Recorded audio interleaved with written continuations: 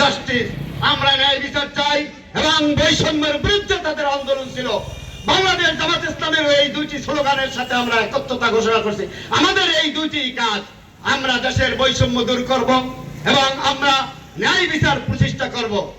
এ ব্যাপারে আপনাদের অনেক করণীয় রয়েছে।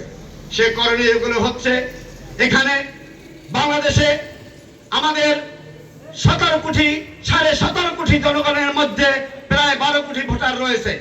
এই 12 কোটি ভোটারের সমর্থন ছাড়া আজকে কোরআনের শাসন, 12 কোটি জনগণের সমর্থন ছাড়া কোরআনের শাসনদারি হওয়া সম্ভব নয়।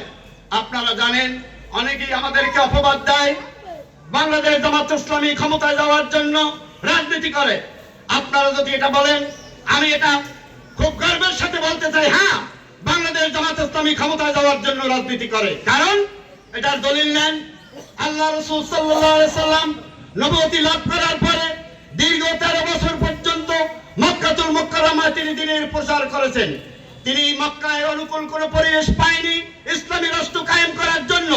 তারপরে অনুকূল পরিবেশ না থাকার কারণে আল্লাহ রাব্বুল আলামিনের হুকুমে তিনি একটি ইসলামী রাষ্ট্র যাতে কায়েম করতে পারেন, সেই অনুকূল পরিবেশ মদিনাতুল মুনাওয়ারায় তাকে নিজের বাপের ভিটাবাড়ি ফেলে, নিজের সহায় সম্পদ ফেলে, এক কাপড়ে এক অবস্থায় যেরকম ছিল সেরকম অবস্থায় তিনি এই ক্ষমতার মস্তদে বসার জন্য, তিনি রাষ্ট্রীয় ক্ষমতা হাতে নেওয়ার জন্য দ্বীন প্রচারের স্বার্থে তিনি মদিনাতুল মুনাওয়ারায় অবস্থান করেছে। مكناهم في الأرض أقاموا الصلاة وآتوا الزكاة وأمروا بالمعروف ونهوا عن المنكر। আল্লাহ রাব্বুল আলামিন বলেছেন, তোমাদেরকে যদি রাষ্ট্রীয় ক্ষমতা দেওয়া হয়, তোমাদের 4 দফা কর্মসূচি থাকবে।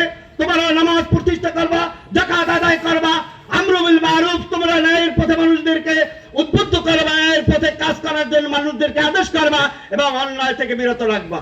পরিষ্কারভাবে জেনে রাখা দরকার, রাষ্ট্রীয় ক্ষমতা ছাড়া ইসলাম পরিপূর্ণভাবে মানা সম্ভব নয়।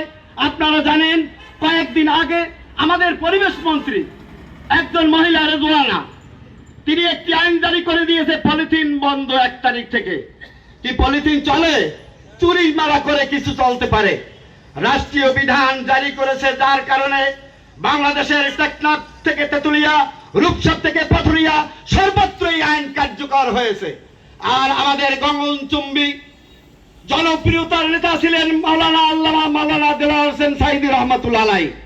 এত বড় একজন নেতা, তিনি কোন কোরআনের আইন এই সমাজে বাস্তবায়ন করতে পারেননি, কারণ রাষ্ট্রীয় কোন ক্ষমতা তার হাতে ছিল না বিধায়।